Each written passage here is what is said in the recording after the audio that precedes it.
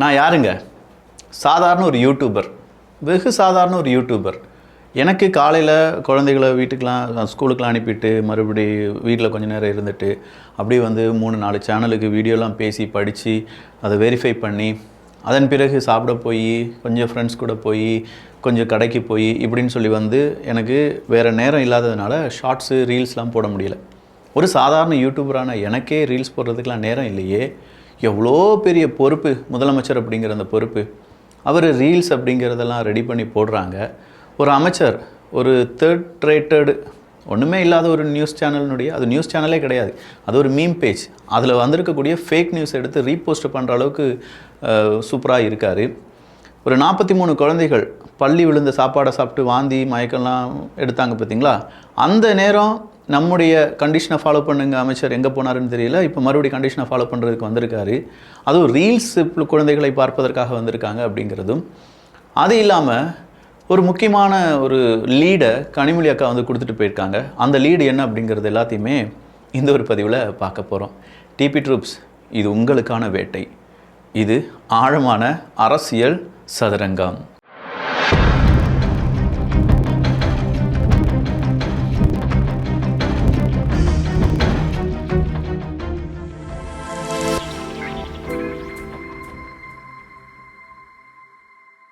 ஃபஸ்ட்டாக நம்ம பார்க்க வேண்டியது என்ன அப்படின்னு பார்த்தீங்கன்னா, ராஜீவ்காந்தியினுடைய பதவி பறிப்பு அப்படிங்கிறத பற்றி நியூஸ் ஜேலாம் ஒரு செய்தியை வெளியிட்டிருந்தாங்க. அதுலேருந்து 23% டிவைடு பை 360 என்னப்பா வரும் அப்படின்னு சொல்லி அதை ஒரு கேள்வி கேட்டார். விஞ்ஞான ரீதியாக கேட்டிருந்தார். பொதுவாக திமுகனா விஞ்ஞான ஊழல் அப்படின்னு சொல்லுவாங்க. மனுஷன் அவர் திமுகவில் போய் சேர்ந்துட்டார் பார்த்தீங்களா? இப்போ விஞ்ஞான ரீதியாக ஏதோ பேசியிருக்கார் போல். ஃப்ரான்ஸில் என்னப்பா பெரிய ஃபேமஸ் அப்படின்னு சொல்லி ஒரு ஸ்க்ரீன்ஷாட்டு. கண்டிப்பாக ராஜீவ்காந்தி அண்ணன் செஞ்சிருக்க மாட்டார்ப்பா. அப்படி செஞ்சிருந்தாலுமே அவர் அது தனிப்பட்ட வாழ்க்கை தானே, அதெல்லாம் நம்ம நோண்டக்கூடாது பார்த்தீங்களா? அதனால் அதை அப்படியே விட்டுட்டு, ஆனால் செய்தி ஊடகத்தில் ஒரு செய்தி வந்துருந்துச்சு, 35 பெண் நிர்வாகிகள் இவர் மீது குற்றம் சுமத்தினார்கள். அதுவும் இல்லாமல் சில பல விஷயங்கள் திமுகக்கு எதிராலாம் செய்ய ஆரம்பிச்சிட்டார் அப்படின்னு சொல்லி அதனால தான் பதவி பறிக்கப்பட்டிருந்தது அப்படின்னு சொன்னாங்க. இப்போ நாம் தமிழர் கட்சியெல்லாம் இதை பட்டாசு போட்டு கொண்டாடிட்டு இருக்காங்க. நல்ல வேளை நம்ம கட்சியில் இவர் இல்லை, இருந்திருந்தானா என்ன ஆயிருக்கும் நம்ம பெண் நிர்வாகிகளுக்கு அப்படின்னு சொல்கிற அளவுக்கு அவங்க ஒரு வேறு லெவலில் என்ஜாய் பண்ணிட்டு இருக்காங்கன்னு வச்சுக்கோங்களேன்.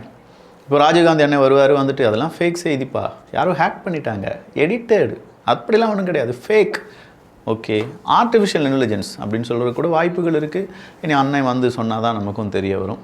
அது எது எப்படி இருந்தாலும் அது ஒரு புகைச்சலாக ஓடிட்டுருக்குன்னு வச்சுக்கோங்களேன். கொஞ்சம் ஸ்க்ரீன்ஷாட்ஸ் மட்டும் ரொம்ப வைரலாக ஓடிட்டுருக்கு, வேறு ஒன்றும் பெருசாக இல்லை அப்படிங்கிற அளவுக்கு இருக்குதுன்னு வச்சுக்கோங்களேன். இப்போ அடுத்த செய்திக்கு போனால் ஒரே ஒரு செய்தி தான்.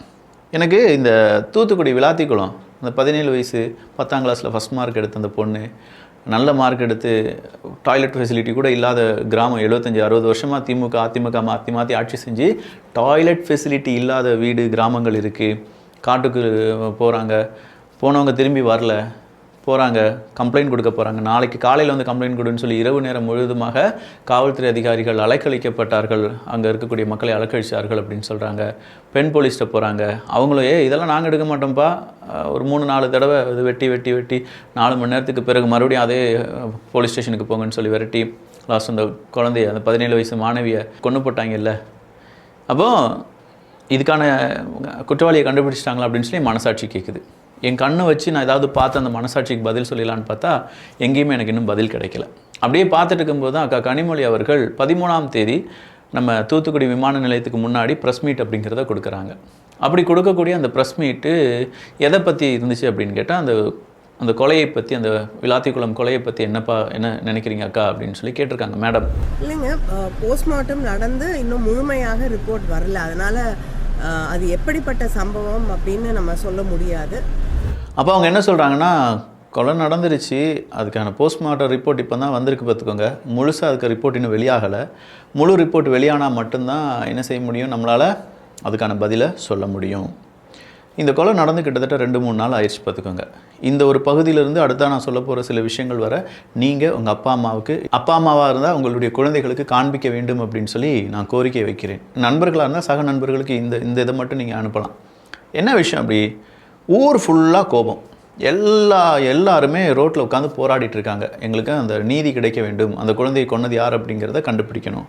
ஒரு காவல்துறை அதிகாரி வந்து சொல்கிறார், இல்லை போலீஸை வேலை செய்ய விட மாட்டேங்கிங்க அப்படின்னு சொல்லி அவன் மேலே கேஸை போட்டுருவேன் பார்த்துக்கோ, பெண்ணெல்லாம் நான் விட்டுருவேன், ஆண்கள் எல்லாத்தையும் பிடிச்சி உள்ளக்க தூக்கி போட்டுருவேன் பார்த்துக்கோ, மரியாதை கலைஞ்சி போங்க அப்படின்னு சொல்கிறார். நாம் என்ன கேட்குறோன்னா, சரி போலீஸை வேலை செய்ய விட மாட்டேங்கிங்க அப்படின்னு சொல்லி சாதாரண மனிதர்களை அரெஸ்ட் பண்ணுறீங்க.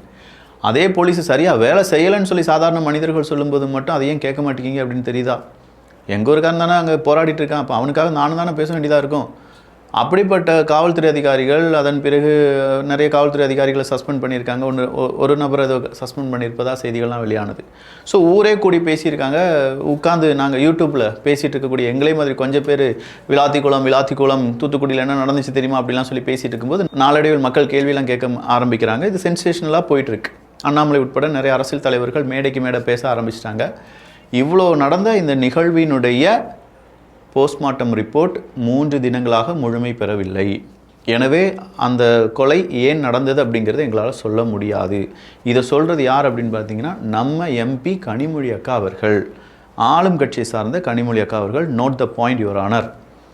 இந்த இடத்துல நான் என்ன கேட்குறேன், கரூர் இன்சிடெண்ட் 40க்கும் அதிகமான மனிதர்கள் இறந்து போனாங்க. ஒரே இரவில் எல்லா இடத்துலேருந்தும் நீங்கள் என்ன செஞ்சீங்க, ஹாஸ்பிட்டல்ஸ்லேருந்துலாம் டாக்டர்ஸை வர வச்சு போஸ்ட்மார்ட்டம் செய்கிறதுக்கு தனியாக டேபிளெல்லாம் போட்டு 41 பேர் நீங்கள் போஸ்ட்மார்ட்டம் பண்ணி அன்றைக்கி இரவே போஸ்ட்மார்ட்டம் ரிப்போர்ட் எல்லாம் சரியாயிருச்சு, அடுத்த நாள் நீங்கள் எல்லாம் எரிச்சிடணும் அப்படின்னு சொல்லி அவங்கள எரிக்க வச்சிட்டிங்களே. ஒரு பொண்ணை 3 நாள் ரிப்போர்ட்டு ஆகியும் அது சரியாக வரல, அது இன்னும் முழுமை பெறவில்லை அப்படின்னு நீங்கள் சொல்கிறீங்க. அதே இடத்துல 41 பேருக்கு ஒரே இரவில் போஸ்ட்மார்ட்டம் ரிப்போர்ட் சரிப்படுத்திட்டீங்க, கொடுத்துட்டீங்க அப்படின்னு சொல்கிறதையும் நாங்கள் நம்பணும். நாங்கள் என்ன அவ்வளோ பெரிய இல்லை, எனக்கு தெரியலை, புரியலை. இங்கே யார் சொல்கிறது பொய், யார் சொல்கிறது உண்மை? இதே கனிமொழி அக்கா 13ஆம் தேதி, நேற்று தான் அந்த அக்கா விரட்டி அடித்து மறுபடியும் உள்ள வீட்டுக்குள்ளெல்லாம் போய் ஒரு வீடியோலாம் வந்துச்சு பார்த்தீங்களா, அது 13ஆம் தேதி தான். ஏன்னா நம்மளும் அதை 3 நாளாக தொடர்ந்து இந்த செய்தியை சொல்லிட்டு தானே இருக்கோம்.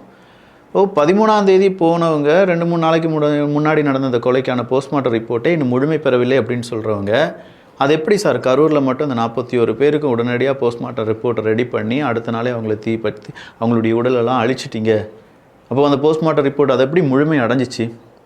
ஒரு நபருக்கு அடையாதது 41 நபர்களுக்கு எப்படி முழுமை அடைஞ்சிச்சு?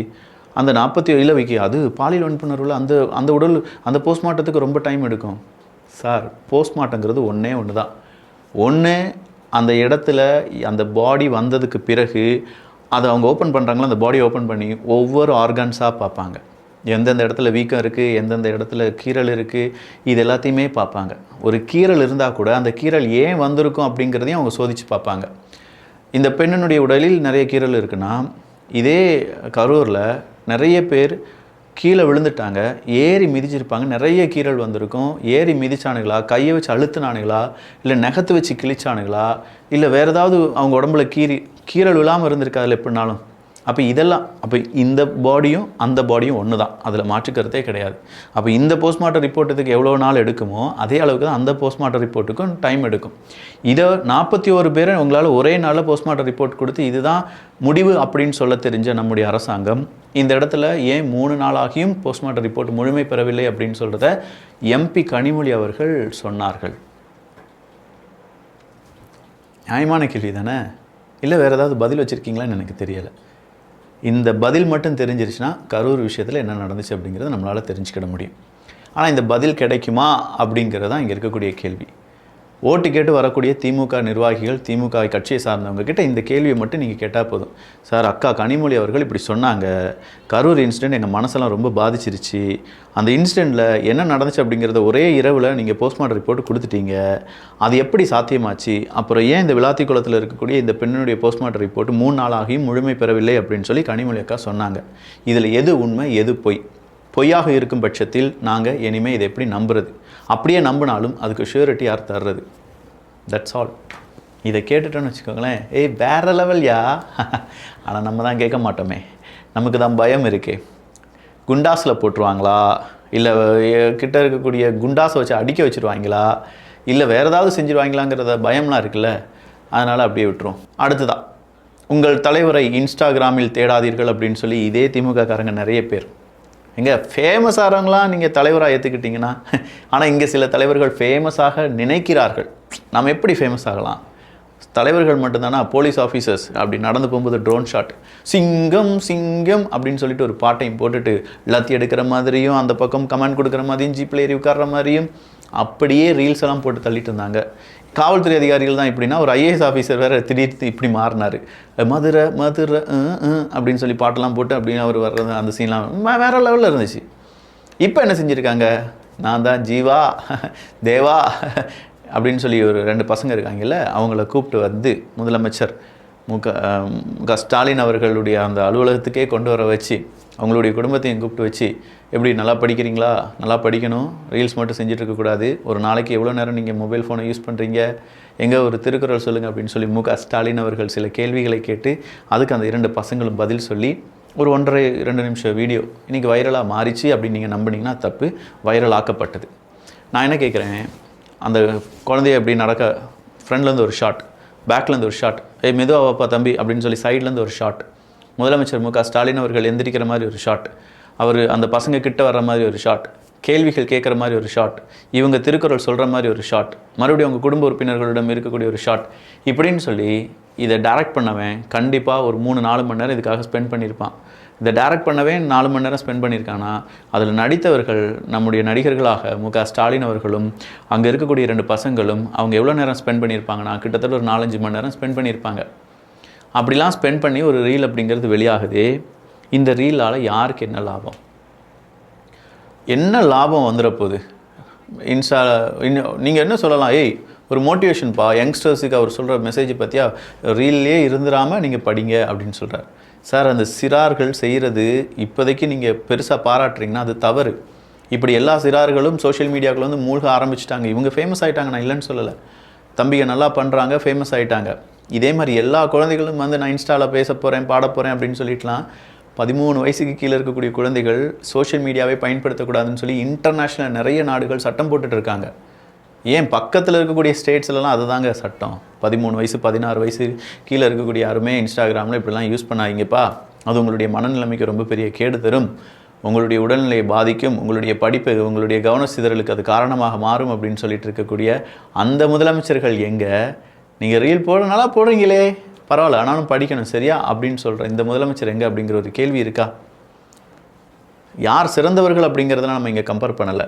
ஆனால் நமக்கான ஒரு உயரம்னு ஒன்று இருக்குது, முதலமைச்சர் பதவின்னு ஒன்று இருக்குது. அதில் குழந்தைகள் இந்த சோஷியல் மீடியாவுக்குள்ளே வர்றது அப்படிங்கிறதே தவறு. அதை ப்ரொமோட் பண்ணுற மாதிரி ஒரு ரீலெல்லாம் போட்டு என்ன அளவுக்கு எவ்வளோ ஃப்ரீ டைம் உங்களுக்கு கிடைக்குது முதலமைச்சர்? உங்களுக்கு மட்டும் என்ன 24 மணி நேரம் இல்லையா, 50 மணி நேரம் இருக்கும் ஒரு நாளைக்கு அப்படின்னு கேட்க தோணுதா? அடுத்தா டாக்டர் TRB ராஜா, அவர் வேறு யாரும் கிடையாது, நம்முடைய தொழில்துறையெல்லாம் இருக்குல்ல. அப்போ அவர் ஒரு போஸ்ட், அவருடைய அந்த ட்விட்டர் அக்கௌண்ட்லாம் நீங்கள் எடுத்து பார்த்தீங்கன்னா மனுஷன் ரொம்ப ஃப்ரீயாக இருக்கார் போல். ஆதவர்ஜுனா ஹேண்ட்பேக்கில் ஒரு ஆதிகால வைன் இருந்தது, அதனால் தனி விமானத்தில் அவர் நிறுத்தி வைக்கப்பட்டிருந்தார் அப்படின்னு சொல்லி ஏதோ ஒரு 3rd ரேட்டட் நியூஸ் சேனலும் கூட கிடையாது, ஒரு மீம் சேனல், அந்த மீம் சேனலில் ஒரு நியூஸ் அப்படிங்கிறது வருது. அந்த மீம் சேனலில் அந்த மீம்ஸ் எடுத்து ஒருத்தர் ரீபோஸ்ட் பண்ணுறாரு அப்படின்னா அவருக்கு எவ்வளோ டைம் ஃப்ரீயாக இருக்கும்? அப்படி ரீபோஸ்ட் பண்ணுறது TRB ராஜாவாக இருந்துச்சு அப்படின்னா ஐயோ எவ்வளோ பெரிய டைம் அவருக்கு இருந்திருக்கு. எலெக்ஷன் டைமில் கூட இப்படி ட்விட்டர்லாம் பார்த்துட்டு இருக்காங்களே, அப்போ இவங்களுக்கெல்லாம் நேரம் நிறைய இருக்குது போல். இல்லை இதுதான் அவங்களுடைய வேலையா அப்படிங்கிறது நமக்கு தெரியல பாருங்களேன். இதை அண்ணாமலை அவர்கள் கரெக்டாக கேட்டிருந்தார். திமுக ஆட்சிக்கு வந்த கடந்த 5 ஆண்டுகளில் 8008 கொலைகள், 2080 பாலியல் குற்றங்கள், குழந்தைகளுக்கு எதிரான குற்றங்கள் 40,000 போக்சோ வழக்குகள் பதிவாகி இருக்கின்றன. விளாத்திக்குளம் சிறுமி பாலியல் தாக்குதலுக்கு ஆளாகி கொலை செய்யப்பட்டதற்கு காரணமான குற்றவாளிகளை இன்னும் கைது செய்யவில்லை. ஆனால் இது குறித்தும் கவலை இல்லாமல் ரீல்ஸ் போட்டு கொண்டிருக்கிறார் முதலமைச்சர் ஸ்டாலின் அவர்கள் அப்படின்னு சொல்லி அவர் சொல்றார். காங்கிரஸுக்கு கூடுதல் இடங்கள் கொடுக்க முடியும் போது எங்களுக்கு இல்லை என்பது நியாயமா அப்படின்னு சொல்லி கம்யூனிஸ்ட் கேள்வி கேட்டிருக்காங்க. பரவாயில்லையே, கம்யூனிஸ்ட் கேள்விலாம் கேட்குறாங்களே திமுகவை எதிர்த்து. இது விஜய் அவர்களை ரொம்ப பெரிய அளவில் வெயிட் பண்ண வைக்கக்கூடிய ஒரு வியூகம். இந்த வியூகம் எப்படி இருக்குன்னா, சார் CPM நம்மக்கிட்ட வர மாதிரி இருக்குது, நம்மகிட்ட VCK வர்ற மாதிரி இருக்குது, கொஞ்சம் வெயிட் பண்ணுங்கள், அதிகமாக இப்போ எதுவும் பேசாதீங்க அவங்கள பற்றி அப்படின்னு சொல்லி இவரை நம்ப வச்சு கடைசியாக காங்கிரஸ் வருதுன்னு சொல்லிட்டு மறுபடியும் லவுட்டிட்டு போனாங்கல்ல, அதே மாதிரி விஜயை நம்ப வச்சு மறுபடியும் லவுட்டிட்டு போகிறதுக்கான ஏதாவது கேமாக இருக்கலாமான்னு சொல்லி நிறைய தாவேகாவினுடைய நிர்வாகிகள் பேச ஆரம்பிச்சிட்டாங்க.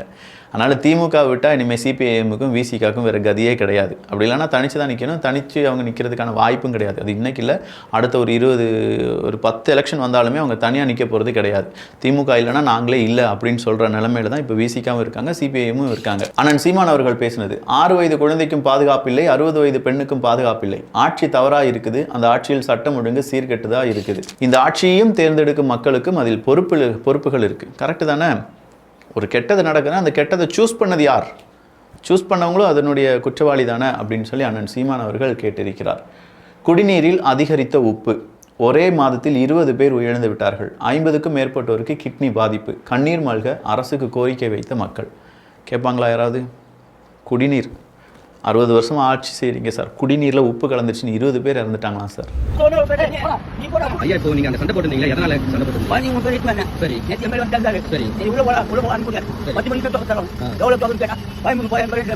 அவங்களுக்கு தனி இவங்களுக்கு தனிங்களா? எல்லாரும் ஒரே மாதிரி தானே? ஏன் அவங்களுக்கு மட்டும் உள்ள விளையாட்டு இருக்காங்க, அவங்களுக்கு ஏன் பாரபட்சம் பார்க்குறீங்க? தமிழ்நாடு அரசு பூங்காவில் பொதுமக்களுக்கும் அரசியல்வாதிகளுக்கும் வெவ்வேறு நேரமாக ஒரு பூங்கா அப்படிங்கிறதே பொதுவானது தான். அதில் வந்து அரசியல் அதெல்லாம் வரவே கூடாது. ஏன்னா அது எல்லாருக்குமானது, மக்களுக்கானது. ஒரு முதியவர் 3 குழந்தைகளும் கூப்பிட்டு வரும்போதே நீ போடா அப்படின்னு சொல்லிட்டு அந்த முதியவரை வெளியில் அனுப்பி விடுறாங்க. ஆனால் உள்ளக்க பூங்காவில் நிறைய பேர் இருக்காங்க. அந்த முதியவர் கேட்குறாரு, நானும் உள்ளக்க போய்க்கிறேன், என் பேர குழந்தைங்க வந்திருக்காங்கயா அப்படின்னு சொல்லும்போதே நீ போடா, நீ வெளியில் போ அப்படின்னு சொல்லி அந்த செக்யூரிட்டி ஒருத்தர் பேசுகிறாரு, இன்னொருத்தர் வீடியோ எடுக்கிறாரு. அப்போ உள்ளே விளையாண்டுட்டு இருக்காங்களா அவங்களாம் யார் அப்படின்னு கேட்டால் அவங்களாம் அரசு அதிகாரிகளாக இருக்கலாம் அப்படின்னு சொல்கிறாங்க. அரசாங்கம் ஏன் வேலை செய்யுது? எங்களுக்காக வேலை செய்தா இல்லை எங்கள் வரிப்பணத்தில் அரசு அதிகாரிகளுடைய குடும்பம்லாம் மகிழ்வதற்காக நாங்கள் வேலை செஞ்சு கடுமையாக எங்களுடைய ரத்தத்தெல்லாம் உறிஞ்சு நீங்கள் எடுத்து எங்களுடைய பணத்தை வச்சு நீங்கள் நல்லா வாழ்வீங்களா? தெரியலையே சாமி, தெரியலையே. இதுக்கான பதில் கிடைக்குமான்னு பார்ப்போம். நல்லதை பகிர்ந்து ஷேர் பண்ணுவீங்கல்ல? எங்கெங்க ரீல்ஸை ஷேர் பண்ணுறதுக்கு எங்களுக்கெல்லாம் நேரம் இல்லை, இதில் இதை உட்காந்து எங்கெங்கே ஷேர் பண்ணிகிட்டு இருக்கிறதுக்கு. நன்றி, வணக்கம்.